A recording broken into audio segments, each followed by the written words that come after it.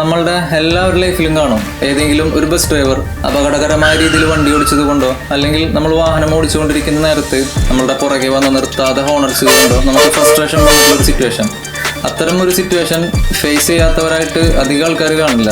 നിങ്ങൾ എപ്പോഴും ചിന്തിച്ചിട്ടുണ്ടോ എന്തുകൊണ്ടായിരിക്കും ഇവരിങ്ങനെ ചെയ്യുന്നുണ്ടാവുക എന്നുള്ളത്? ആ ഒരു വിഷയത്തെക്കുറിച്ചാണ് ഞാൻ നിങ്ങളുടെ അടുത്ത് പറയാനായിട്ട് പോകുന്നത്. സോ എല്ലാവരും തന്നെ വീഡിയോ സ്കിപ്പ് ചെയ്യാതെ മുഴുവനായിട്ട് കാണാൻ വേണ്ടി ശ്രമിക്കുക.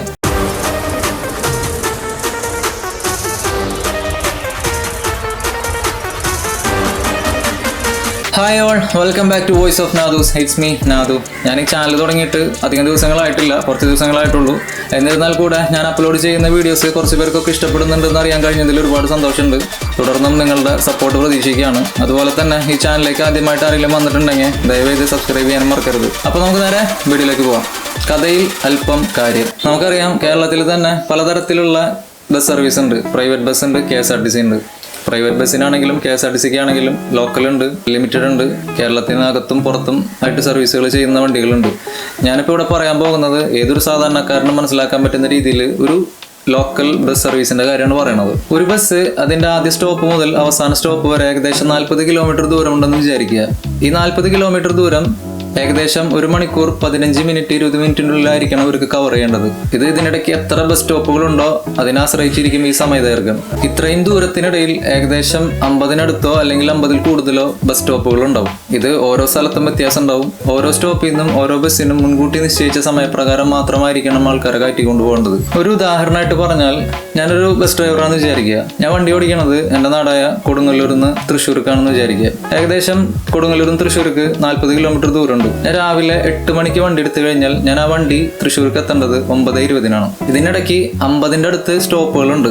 ഈ ഓരോ സ്റ്റോപ്പിലും മുൻകൂട്ടി നിശ്ചയിച്ച സമയത്തിലായിരിക്കണം ഞാൻ എൻ്റെ വണ്ടി കൊണ്ട് ചെല്ലേണ്ടത്. ഇതിനിടയ്ക്ക് 8 മണിക്ക് ഞാൻ വണ്ടി എടുത്തതിന് തൊട്ട് മുമ്പ് 7:56-നോ 7:57-നോ ഇതേ റൂട്ടിൽ തന്നെ വേറൊരു ബസ് പോയിട്ടുണ്ടാവും. 2-3 മിനിറ്റിന്റെ ഗ്യാപ്പിൽ.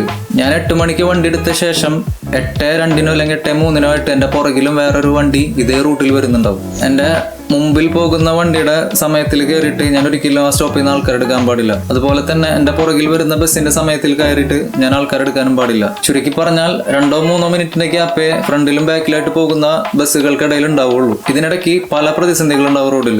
ആദ്യത്തെ പ്രതിസന്ധി എന്ന് പറഞ്ഞാൽ നമുക്കറിയാം നമ്മുടെ റോഡിന്റെ അവസ്ഥ എന്ന് പറയുന്നത്. നാഷണൽ ഹൈവേ ഒഴിച്ചിരുത്തി കഴിഞ്ഞാൽ ബാക്കി വരുന്ന സകല റോഡുകളുടെയും വീതി എന്ന് പറയുന്നത് ഒരു പ്രശ്നമാണ്. ദിവസവും റോഡിൽ വണ്ടിയുടെ എണ്ണം കൂടുന്നുണ്ടെന്നല്ലാതെ റോഡിന്റെ വീതിയോ റോഡിന്റെ എണ്ണമോ കൂടുന്നില്ല. ഞാൻ എൻ്റെ ഈ ബസ് ടൈം അഡ്ജസ്റ്റ് ചെയ്തിട്ടായിരിക്കും വണ്ടി കൊണ്ടിറങ്ങണത്. അന്നേരമായിരിക്കും റോഡിൽ അവിചാരിതമായിട്ട് ബ്ലോക്ക് ഉണ്ടാവുന്നത്. അതിൻ്റെ ഒപ്പം ആയിരിക്കും വണ്ടി ഓടിക്കാൻ അറിയാത്ത ആൾക്കാർ റോഡിലേക്ക് കാർ കൊണ്ടിറങ്ങണത്. ഒരു വണ്ടി ഓടിക്കാൻ അറിയാത്തൊരു കാറിന്റെ ബാക്കിൽ നമ്മളെ വണ്ടി പെട്ട് കഴിഞ്ഞുള്ള അവസ്ഥ പറയണ്ടല്ല. ഈ വണ്ടി ഓടിക്കാൻ അറിയാത്ത ആൾക്കാർ കാറും കൊണ്ട് റോഡിലോട്ട് ഇറങ്ങുമ്പോൾ പുറകിൽ നിന്ന് വരുന്ന നമ്മളെപ്പോലുള്ള ഈ വലിയ ബസ്സുകൾ സ്വാഭാവികമായിട്ടും അത് ഓവർടേക്ക് ചെയ്ത് കയറി പോകാന്ന് പറഞ്ഞൊരു ടാസ്ക്കാണ്. അന്നേരം എനിക്ക് ഈ ടൈം അഡ്ജസ്റ്റ് ചെയ്യാൻ പറ്റില്ല. ചിലപ്പോൾ 1 മിനിറ്റ് അപ്പത്തിന് എനിക്ക് ഡിലേ വന്നിട്ടുണ്ടാവും. അന്നേരമായിരിക്കും ഞാൻ പുറകെ കിടന്ന് ഇങ്ങനെ നിർത്താണ്ട് ഹോൺ അടിക്കണത്.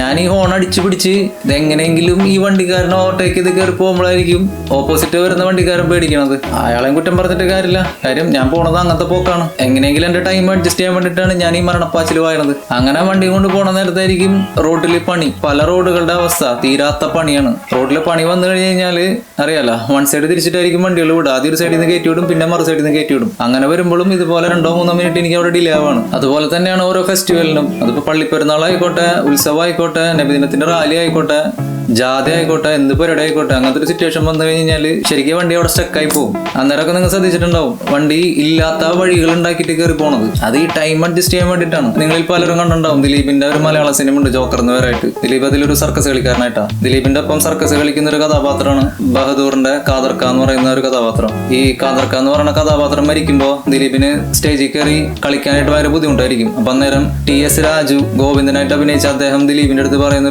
ഒരു രംഗമുണ്ട്. ആരും മരിച്ചു കഴിഞ്ഞാലും ഷോ മസ്റ്റ് ഗോ ഓൺ എന്ന് പറയുന്ന പോലെയാണ്. റോഡിൽ എന്തൊക്കെ പ്രതിസന്ധികൾ ഉണ്ടായിക്കോട്ടെ, ഞാൻ എൻ്റെ കറക്റ്റ് ഡ്യൂട്ടി കറക്റ്റ് ടൈമിന് എൻ്റെ വണ്ടി അവിടെ എത്തിയിരിക്കണം. സത്യത്തിൽ ഇതിനെക്കുറിച്ച് കൂടുതലായിട്ട് ഞാൻ അറിയുന്നത് എൻ്റെ ഒരു അടുത്ത സുഹൃത്ത് ബസ് ഡ്രൈവറായിട്ട് കയറിയതിൽ പിന്നെയാണ്. ഇവർ ഈ അനുഭവിക്കുന്ന ബുദ്ധിമുട്ടുകൾ പുറമേ നിന്ന് ആരും കാണാറില്ല. അതാർക്കും അറിയാൻ വേണ്ട. സത്യം പറഞ്ഞു കഴിഞ്ഞാൽ ഇവരാരെയും ദ്രോഹിക്കാനോ ബുദ്ധിമുട്ടിക്കാനോ വേണ്ടിയിട്ടല്ല ഈ മരണപ്പാച്ചിൽ വായണത്. അവരെ ഏൽപ്പിച്ച അവരുടെ ഡ്യൂട്ടി അത് കൃത്യമായിട്ട് ചെയ്യുന്നു. സത്യം പറഞ്ഞാൽ അത്രേ ഉള്ളൂ. പക്ഷെ നമ്മൾ പുറമേ നിന്ന് കാണുമ്പോൾ സ്വാഭാവികമായിട്ടും തോന്നുന്നത് വേറെ രീതിയിലായിരിക്കും. അത്രയും നാളും ഞാനും വിചാരിച്ചിരുന്നത് ഇവരെന്താണ് ഇങ്ങനെ വണ്ടി ഓടിക്കണത്, മനുഷ്യന്മാരെ ബുദ്ധിമുട്ടിക്കാനായിട്ട്. ആ ഒരു കണ്ണിലാണ് ഞാനും കണ്ടിരുന്നത്. ഇപ്പോൾ കാറും കൊണ്ട് റോട്ടിൽ റൂട്ടിലേക്ക് ഇറങ്ങുന്ന സമയത്ത് പുറകിൽ നിന്ന് നിർത്താതെയുള്ള ബസ്സിന്റെ ഹോണടി കേൾക്കുമ്പോൾ മുമ്പ് തോന്നിയിരുന്ന ഒരു മുഷിപ്പ് തോന്നാറില്ല. വണ്ടി സൈഡാക്കി കൊടുക്കലാണ് പതിവ്. പുറകിൽ നിന്ന് അങ്ങനെ ഒരു ഹോണടി കേൾക്കുമ്പോഴേ അറിയാം ഒന്നെങ്കിൽ ആ ബസ്സിന്റെ സമയം തെറ്റിയിട്ടുണ്ടാവും, ഇല്ലാന്നുണ്ടെങ്കിൽ ആ ബസ്സിന്റെ പുറകെ മറ്റൊരു ബസ് ഉണ്ടാവും. അപ്പോൾ ഇത്രയൊക്കെയാണ് ഇന്നത്തെ വീഡിയോയിൽ നിങ്ങളുടെ അടുത്ത് പറയാനുള്ളത്. വീഡിയോ ഇഷ്ടപ്പെട്ടു കഴിഞ്ഞാൽ തീർച്ചയായിട്ടും ലൈക്ക് ചെയ്യുക, കമൻറ്റ് ചെയ്യുക. അതോടൊപ്പം നിങ്ങളുടെ സുഹൃത്തുക്കൾക്കോ നിങ്ങളുടെ ഫാമിലിയിലോ ആരെങ്കിലും ഒരു ബസ് ഡ്രൈവർ ആയിട്ടുണ്ടെങ്കിൽ അദ്ദേഹത്തിനും ഈ വീഡിയോ ഷെയർ ചെയ്യാനായിട്ട് മറക്കരുത്. അപ്പോൾ നമുക്ക് മറ്റൊരു ദിവസം മറ്റൊരു ടോപ്പിക്കുമായി കാണാം. അതുവരേക്കും it's me നാദു. B positive, keep smiling.